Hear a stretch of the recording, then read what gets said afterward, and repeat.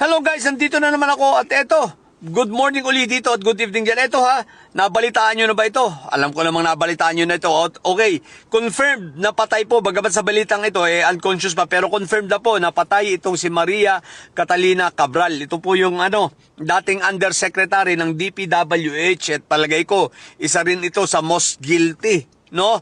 About dito sa mga insertions at sa mga flood control scandal na ito. Pero ayan po, kasama rin siya sa nakademanda sa totoo lang at palagay ko kasama nga ito sa malalabasan ng warrant. Kaya lang ngayon yun nga, wala na. Natapos na ang kanyang buhay. Hindi ko masasabi kung ito ba ay dala ng kamalasan o dala ng karma.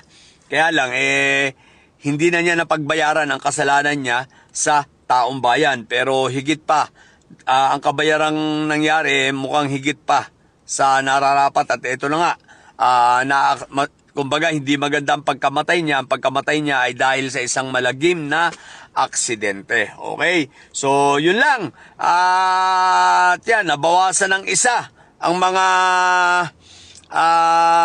potential na miyembro ng Baha ng Gang sana, no? At mga mangungulungan sana. Ayan, namatay na. So, yun lang. So, yun lang po. Breaking news lang ito. So, sa mga bobong didilis dyan na may mga sayad, ang tatay nyo'y karton. Niyo, manatili kayo mga bobo at may sayad, sapagkat ang may sayad ay laging high blood. Bye!